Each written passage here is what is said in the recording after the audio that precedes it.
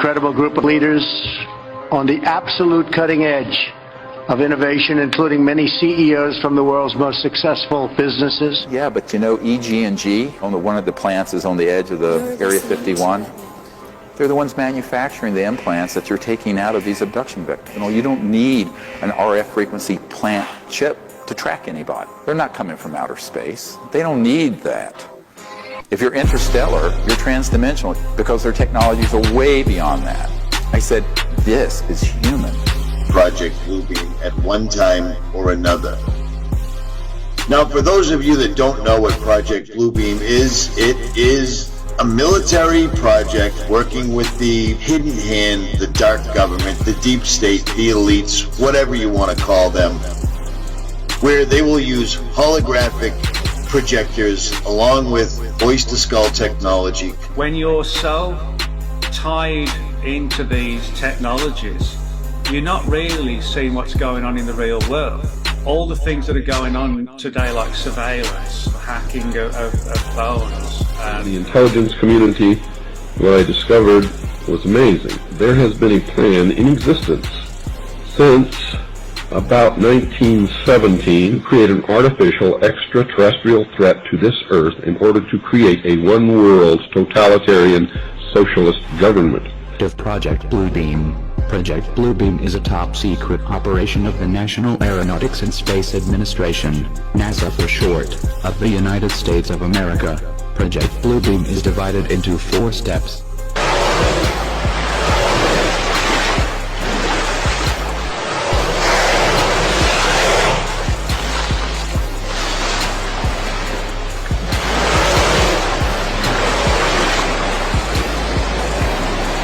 A man that I worked with before his death had developed an electronic system in 1956 that would enable someone electronically to remote view anywhere.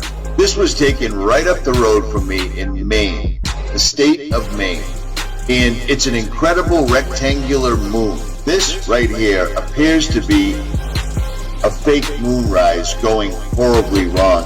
That is not a round rock in the sky. And just monitoring it through your laptop. All of this kind of thing. One of the big problems is that the vast majority of the population aren't complaining about it. They just get on with their lives. Nevertheless, an effective political substitute for war would require alternate enemies, some of which might seem equally far-fetched in the context of the current war system. It may be, for instance, that gross pollution of the environment can eventually replace the possibility of mass destruction by nuclear weapons as the principal substitute for war. I'll come outside to look at this because it looks like a sunray at sunset. The sun's already set, so I'm thinking it's just an unusual sunray. And they were developed decades ago. Now, how hard is it to deploy them? Not hard. They're not used every day. They're used enough to create a groundswell of conviction that there's an alien threat.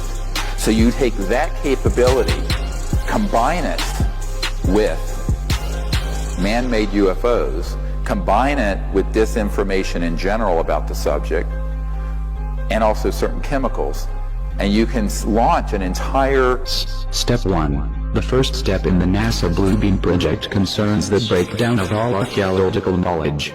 We will see more and more hoax discoveries, where these new discoveries will finally explain to all people the error of all fundamental religious doctrines. The falsification of this information will be used to make all nations believe that the religious doctrines have been misunderstood for centuries. That is not a normal, what is that? The top of a mushroom? You know what I'm saying? It simply looks like a glitch in the matrix. Project BlueBEAM isn't working properly. Holograms on a battlefield would be to divert the attention of the enemy, to deliver propaganda or contagion of fear that's based on completely man-made false events. Advanced technologies, and all these talks about microchips. The military started doing a lot of research into sort of implanting chips in troops, and also, you know, sort of even like cyborg technology, you know, integrated into the troops as well. Poisoning of the air and of the principal sources of food and water supply is already well advanced, and at first glance would seem promising in this respect. It constitutes a threat that can be dealt with only through social organization and political power. Step 2. The second step is about creating a gigantic space light show with 3D holograms and sounds, laser projections of multiple holographic images. You'd think holograms are science fiction. Just Google 3D hologram on YouTube.